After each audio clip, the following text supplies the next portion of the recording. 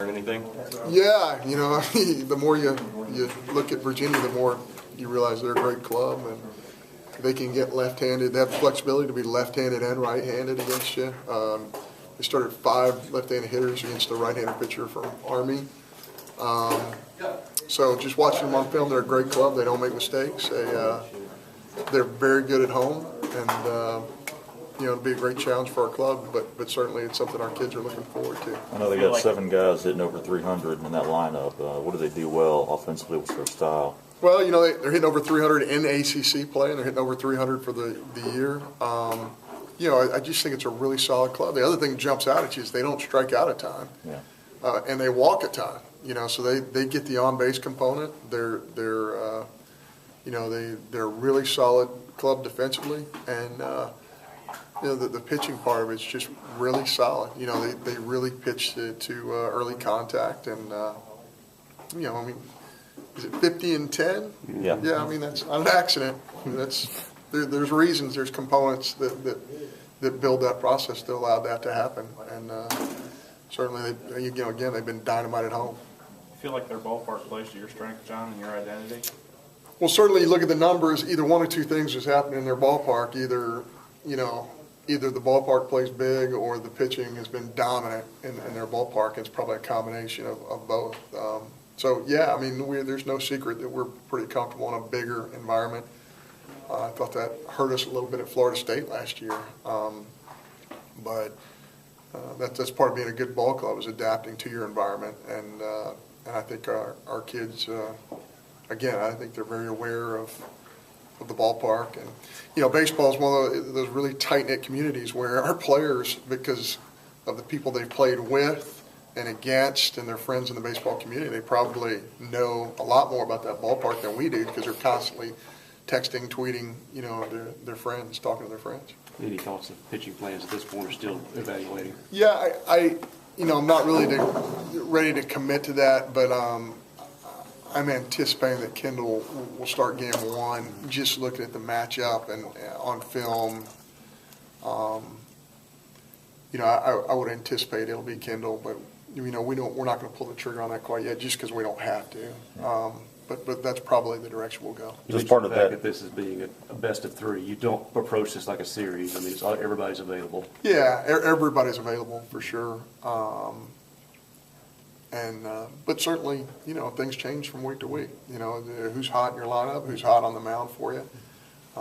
We certainly do not want to leave Charlottesville without Chad Gerardo pitching. That changes things. You don't want to leave town without Jonathan Holder pitching. We feel that Trevor Pitts is somebody who's, really, I thought he was brilliant the other night. We did not defend behind him, but I thought he was fantastic. I think we have some options for sure. Kendall talked last week about he feels like he's getting back to the form he had earlier in the year, and I guess you saw that his last outing. Yeah, I thought he was great. I think Kendall's one of those guys who just he's just an unbelievable competitor. You just want him on the mound because our kids believe in him so much. And I'm not saying that we have kids that our other players don't believe in, because I think they believe in everybody on our pitching staff. But Kendall's a senior. He's a captain. He wants a baseball, and certainly I think he got us off to a good start in the regional. They're top 10 in doubles and I think top 3 in triples. Is there anything defensively that you can do to kind of combat that, or? Yeah, don't let them hit doubles and triples. Really work to the bottom and see if you can get ground balls, big hop ground balls, and let your infielders work. And they're a really solid team. And I think the thing that's interesting the most about their team is if you look at the preseason stuff, they were not one of those clubs picked to be one of those top 8, 50-win types of teams. But certainly that's what they've become, and there's a reason for that. The pitching staff, I know they got a couple of left-handed starters, 2 or 3 guys. Their main relievers are left-handed, so how does that affect their thinking with the lineup? Again, having 2 switch possibilities in our lineup really helps our cause, and I think the other thing is that we do have some flexibility with some other guys too. But when some of your best hitters are left-handed hitters, you're not going to mess with that. And sometimes some left-handers, you see this a lot in our league, are much more effective versus right-handed hitters than they are left-handed hitters. Yeah. So, we'll look at all the matchups there and all the splits, the statistical splits. But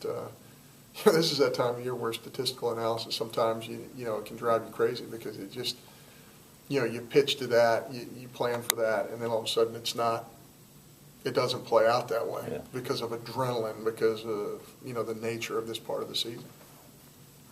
Look at the past experience 2 years ago, Super Regional, and a lot of those guys are back for this experience. How much do you count on those guys just to tell the other guys, okay, this is, we're going on the road, big series, this is what to expect? Yeah, I think so. I mean, you look, CT obviously was played in a Super Regional and was most valuable player in a regional.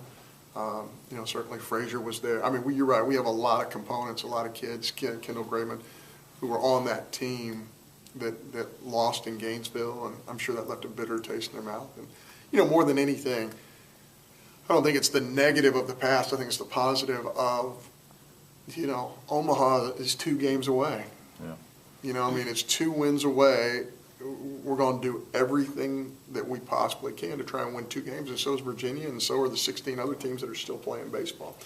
And that's what our kids want. It's an elite group that gets to Omaha, and we want to be one of those groups. It's going to take some really timely things happening. It's going to take some good fortune, and so, sometimes those things don't happen on the road, but you don't want to force it to happen either. You just keep playing the game, stay in your identity, remember what got you, the 46 wins that we have right now, and believe in our club, and our kids certainly do that. For folks not familiar with Virginia, John, because they're not in your league, what is the appreciation around college baseball with Brian O'Connor and that staff that stayed together has done?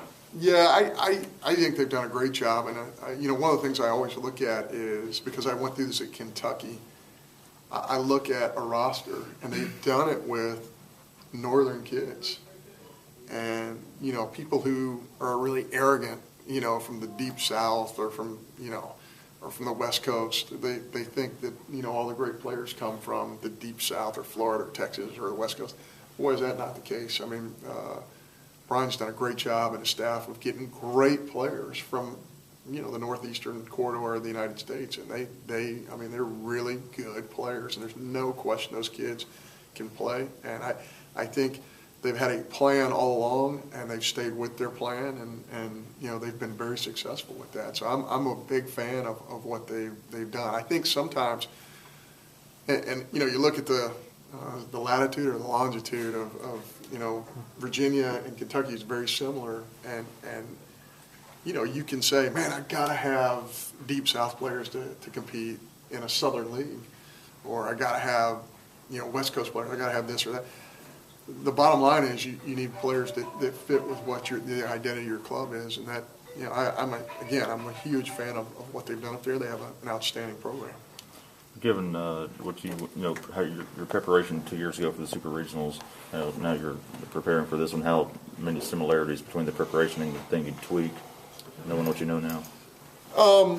No, I don't think so. This is a time of year where some guys are, there's nicks and bruises, and so the kids who can work at it really hard, we're going to work at it. The kids who need more rest, you got to give more rest to those guys.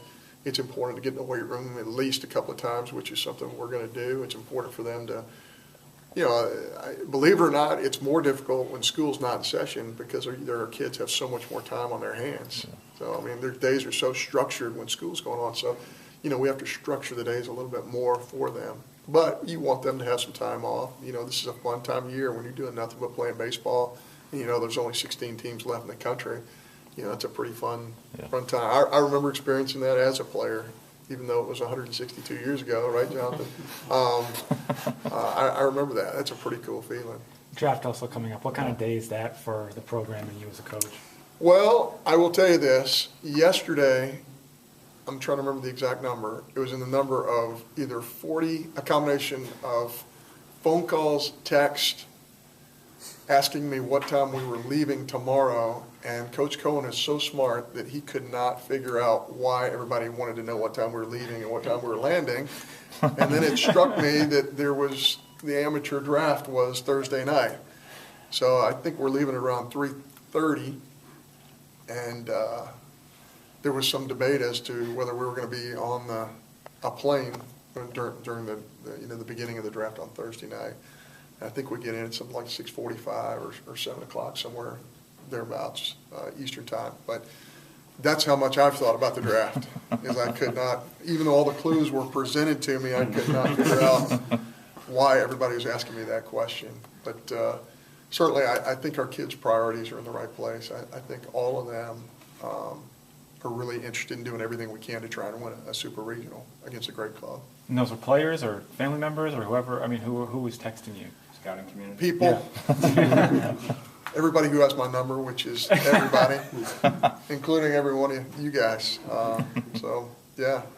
As a coach, would you like to see him maybe hold off 10 more days, 2 weeks or so for the actual date? You know, my standard quote on radio shows and things like that has been, I would just love to see the look on SEC football head coaches if anybody brought up the issue of the draft being during their postseason preparation. Like, I would love to see the facial expression at an SEC head coaches meeting if someone brought the fact, hey, we're going to move the NFL draft into December while you're preparing for your bowl game, and just see how that flies. But certainly, you know, our sport is different because baseball is a 365-day-a-year event, whereas I think other sports are much more structured in terms of what their season is. So maybe there's not a good time to have the professional baseball draft, but it's, you know, it doesn't make a lot of sense. But, you know, baseball being played in the coldest months of the year doesn't make a lot of sense either, especially when you're up north. But that's just something, you know, you have to deal with and work through it. You know, it's an exciting time. It's a fun time. You don't want to take anything away from your players who are gonna have that experience, but. Well, I would. I'd like it to be removed, you know, from our season. The one I know advantage you you got said- there is they've moved it now. I think what the date's July 12th this year. They have to decide, so you're not waiting into late August for guys to. You're not, and that's been a good rule. I think every part of the, you know, everything that's been amended around the draft has been good stuff. But you know, it certainly makes our life interesting, or it's making 16 teams' lives a lot more interesting for sure. I know you said that they're dialed in and focused on, you know, 2 more wins, but in your experience, do these guys play better after they hear their name called out? I guess, you know, a guy like Renfro, I mean, do you expect maybe a weight will be lifted off his shoulders if he hears his name tomorrow and he might be more loose at the plate? You know, I would imagine that would be the case for anybody who's called out. Yeah, I mean, I really think everybody's different. I remember somebody in our dugout telling me that I had been drafted during the College World Series. That's a strange sensation. When you're playing in the College World Series and somebody said, hey, by the way, you were just drafted by the Minnesota Twins, congratulations. You know, so I would much rather it happen, you know, before and not during. But, you know, that was standard for a long period of time, that the College World Series was going on during the draft. John, you find a lot of similarities between you and this Virginia team. You talk about selfless with your club a lot. They don't have a whole lot of quote-unquote highly ranked draft kids, but they have a lot of kids that, you know, produce and have a lot of upperclassmen that have produced. I'd like to. Yeah. I mean, a club that's as good as Virginia, I'd love to be able to say, you know, we're very similar in a lot of ways. I do believe that to be the case. Yeah, I mean, they're going to pitch, they're going to defend. I think there's some similarities there. There's not a ton of huge home run numbers, but really nobody in the country has a ton of huge home run numbers. They play in a bigger ballpark. I think there's, you know, they don't beat themselves. I think when we're really going well, that's another quality of our club, that we don't beat ourselves. So, yeah, I think there are some similarities.